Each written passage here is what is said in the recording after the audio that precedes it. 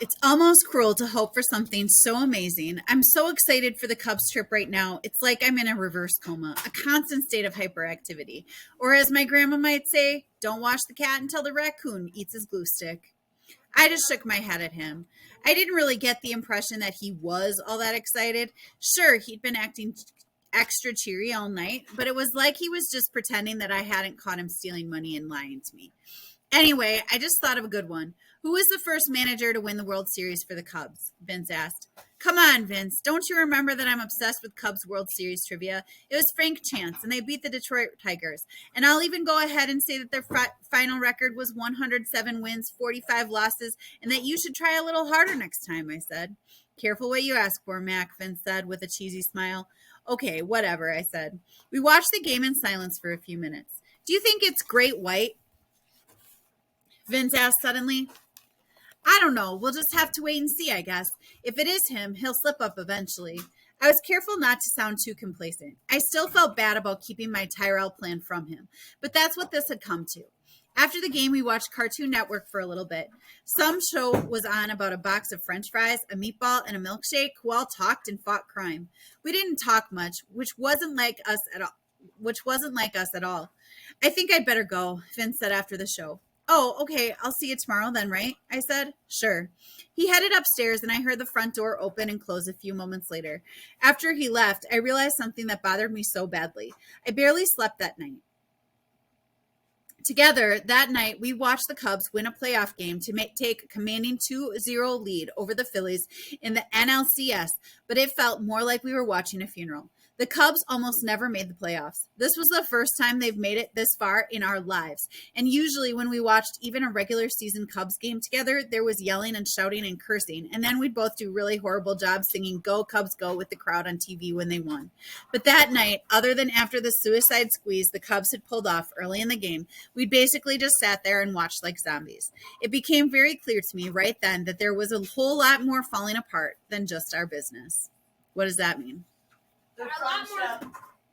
Their friendship is kind of taking a dive too, huh? The first sign that something was seriously wrong the next day was that Vince didn't come to school. I wasn't sure exactly what that meant, but I knew it probably wasn't good. And as much as I wished I was wrong about what unfolded the rest of the day proved to be more right than I'd ever wanted to be before. It started during morning recess. I was sitting in my office with my face in my hands trying to figure out just what everything had gone wrong. How had I gotten myself mixed up in this mess? Eventually, I looked up. Holy, are you trying to give me a heart attack? I yelled. Sorry, Mac, Tyrell said. He was seated across from me in my office. The kid is amazing. I had no idea how he got inside the office and into the chair without Joe, Fred, or me noticing. I guess that's why he's the best. It's okay. It's what you do, I guess. So what's up? I have information for you, he said. Already? Shelf. Already? I work fast, Mac. You know that. I nodded. I guess I did know that. He is a darn fine spy. What did you find? Okay, Mac, you're really not going to like what I found. It's pretty shocking, he said. I nodded and motioned for him to continue. What could be more shocking at this point than finding out you have a mole on the inside selling you out and then your best friend had been stealing money? Well, everybody you asked me to monitor is checked out so far with no suspicious activity or unusual affiliations except for one person. I had a bad feeling about this. I had really expected him to say Joe. Or maybe that's just what I wanted him to say. Not that I would have liked hearing that, but Joe was the only one who made sense anymore. Who is it? I asked wearily. It's Vince, he said. My heart started thumping against the inside of my ribcage as if it was trying to bust out of jail. Now, it might not mean anything, but I caught him conversing with a person of interest. Who? I asked. Tyrell started digging in his bag while shaking his head. I'm not really sure. I've got my theories, but I've never actually seen this kid before. Why don't you take a look first? He took a little video camera the size of a deck of cards from his canvas messenger bag and laid it on my desk. Hit play. Wow, this is really clear, I said. It's the Rear Window edition, Piton, that I got for my birthday. The video was zoomed in pretty close, so it would have been hard to tell exactly where the footage was taking place had I not been there myself at least 1,000 times before. It was the playground near Vince's trailer. It was the very same playground in which Vince and I had first started our business. Now it was pretty run down. The sandbox was a dirt and weed box. Only one seat actually remained on the swing set, and it cracked and croaked like a 10-pack-a-day lunch lady asking you for your lunch card. But the playground was still unmistakable. I also recognized the kid talking to Vince near the old playground slide right away. Despite the baseball hat sitting on top of his shaved head, I would never forget that face for the rest of my life. Uh-oh. It was Staples. Got him! The video footage on the little screen showed Vince standing with his back to the rusted slide. Staples stood close to him and appeared to be the one doing most of the talking. At the end, Staples held out what looked to be a roll of cash. Vince looked hesitant, but then finally he reached out and took the money. The last bit showed Staples walking away with a grin on his face and Vince standing at the slide until well after Staples had left. Then Vince stuffed the money into his pocket and walked into his trailer. When was this taken? I asked, my voice coming out cracked and broken like a scratched CD. This morning around 6:45, Tyrell said. That would be right around the time Vince would be leaving for school. So had Staples paid him to skip school today? If so, why? Or had the payment been for something else? How did it all play out? I asked. Well, he left his trailer that morning and headed for his bike, and that's when the kid in the baseball hat approached him and pulled him aside toward the slide. They spent the next few minutes talking there.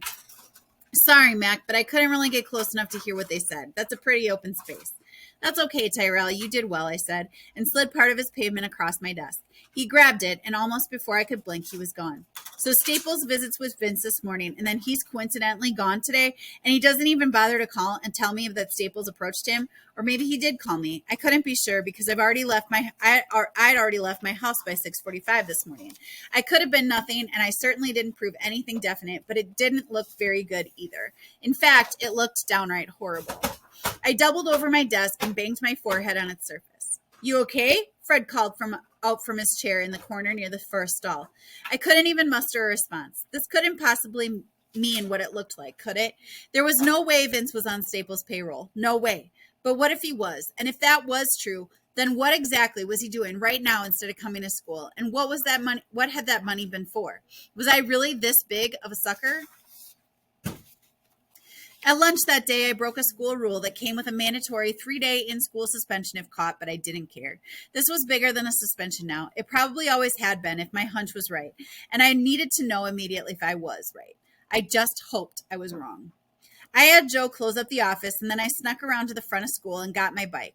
Joe arranged for a distraction to keep the RS on the other side of the school until I could get clear. I stayed low and walked my bike to the edge of the parking lot, and then I was off. I pedaled toward home as fast as I could. My butt never even touched the seat, and I made the usual 7-minute bike ride in 3 minutes. My mom's car was not in the garage. She must have had to work.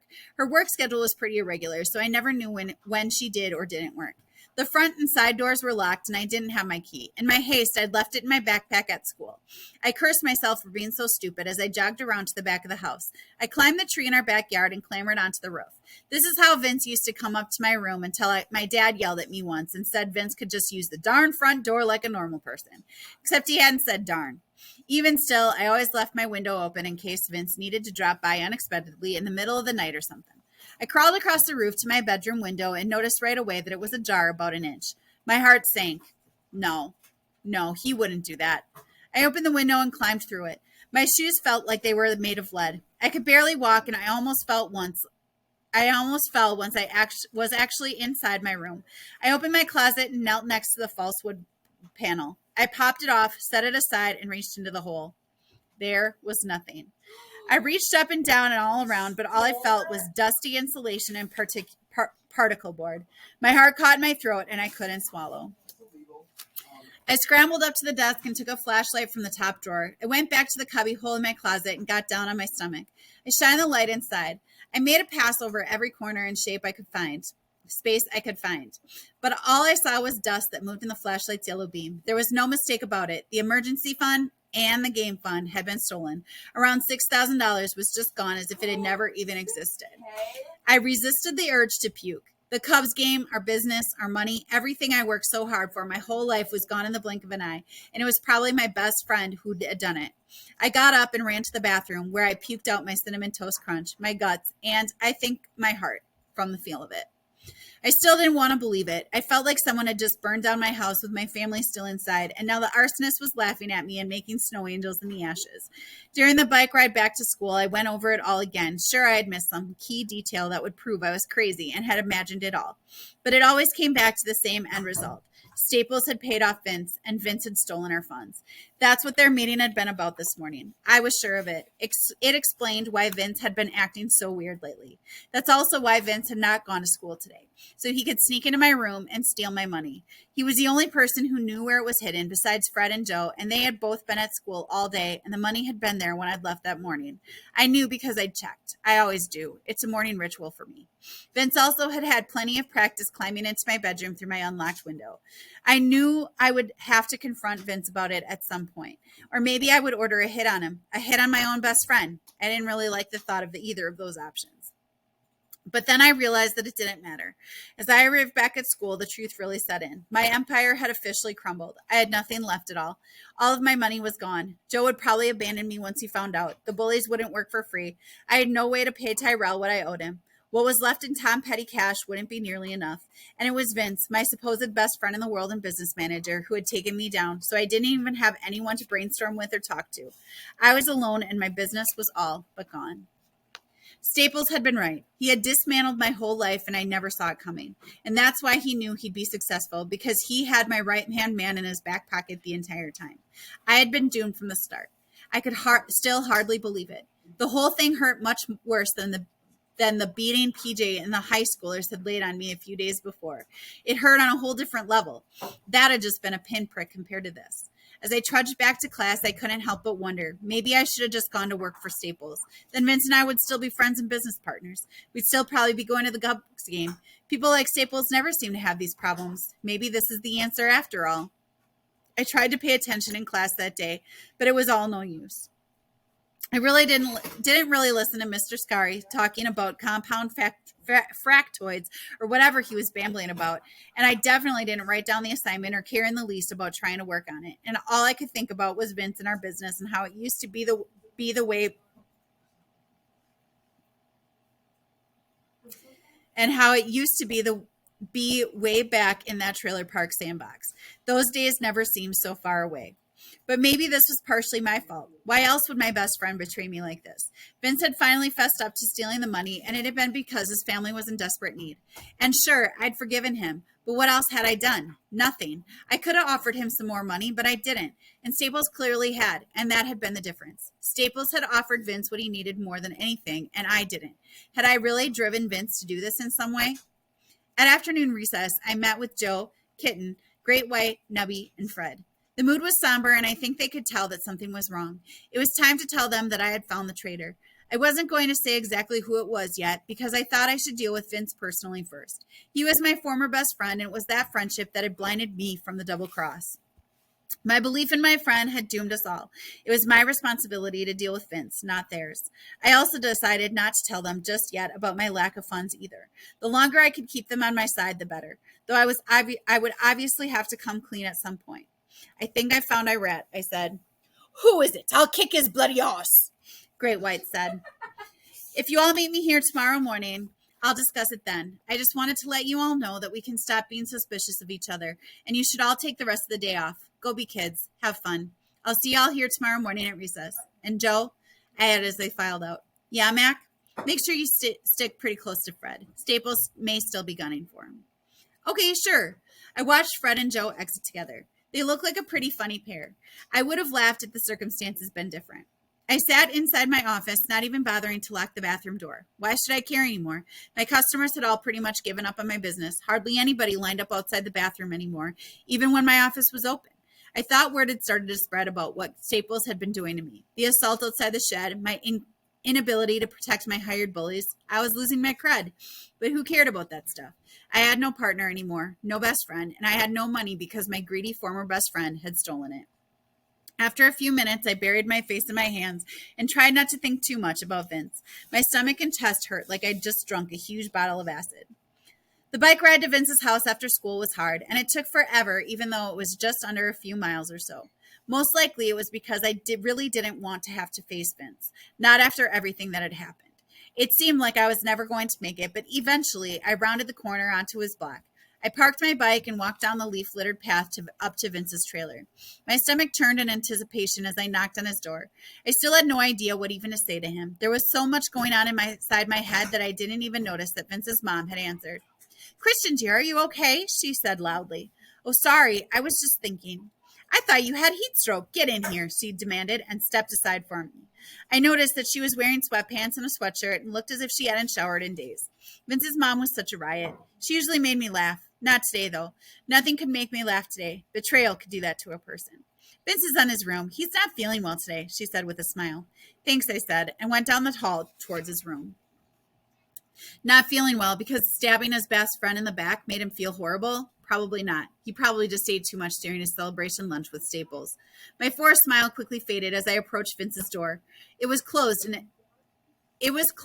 his "if I don't know why you're here, then why are you here" sign was hanging on the outside. I remembered giving him for that sign for his 9th birthday. I walked up to the door, took a breath, and tried to clear my mind and knocked. Come in, came Vince's voice. I opened the door and stepped inside. He smiled like nothing was wrong. What's up, Mac, he said. Vince, we need to talk. I closed the door behind me. He sat on his bed wearing sweatpants and a t-shirt. His hair was sticking up everywhere as if he hadn't left his trailer at all today, but I knew better. Anything you want to tell me? I asked. He narrowed his eyes and then smiled. Yeah, I guess about not making it to school today. I'd meant to call you, but it was what? I interrupted. Too hard to face your best friend after stabbing him in the back? Huh? Vince said, what are you talking about? Staples. I saw pictures, Vince. You can't deny it. You met with Staples this morning. Staples? Mac, I don't know what you're... Vince started, but then stopped. His eyes glazed over with a sudden realization that he'd been caught. When he spoke again, his voice was weaker, as if he could barely get the words out. Staples. I should have known. Yeah, you should have known I'd find out. How could I not? We're supposed to be partners, I said. Best friends. We are partners, Mac. Business partners and friends who spy on each other, apparently. So I guess this means you had Tyrell follow me then? Me?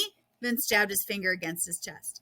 I had no right to be the angry. He had no right to be the angry one. A fact that was only making me more mad than I already was. Yeah, well, it wasn't such a bad move after all, was it? I said. Now where's my money? I walked over to his closet and started to open it. Vince pushed me out of the way and I stumbled, catching myself on his dresser and almost knocking it over. I told you, I gave it to my mom, he said. Why do you have to be so greedy all the time? You already have everything. Sometimes things are more important than your funds. We didn't start this business to get rich, remember? It was to help kids. Me greedy? Me? You're the one who took it all. You stole $6,000 and you're calling me greedy? Gave it to your mom? Pfft, you're lying about that. You lied about the whole thing, didn't you? I bet your mom didn't even lose her job, did she? I bet you're all just rolling in the cash laughing at me now, aren't you? Vince opened his mouth and shook his head. It looked like he was trying to say something, but he just made a small croaking noise. Are you happy now? I asked. Vince shook his head. We looked at each other for a moment. Now, where is it? I threw open his dresser drawer, fighting tears. I can't believe you'd throw away the Cubs game just like that. Or did you ever really even like the Cubs? Are you just a phony like all the others? You pretend to be poor and you pretend to like the Cubs and all for what? You stab your best friend in the back while hiding behind jokes. You're not even that funny, but you are a coward and a good liar. I'll give you that. Get out, Vince said. He said it quietly and calmly, but in a way that I'd never heard Vince talk before. His voice was tight like a wild dog on a short leash. Get out right now, he repeated. Not without my money, I said. Get out or I'll make you, he said, and shoved me in the chest so hard that I crashed in his bedroom wall and made the whole trailer wobble slightly. His face was blank as if emotion had never really existed on it at all. And it probably hadn't. No one with real feelings, with an actual heart, could do what he had done to me. Wow. Wow.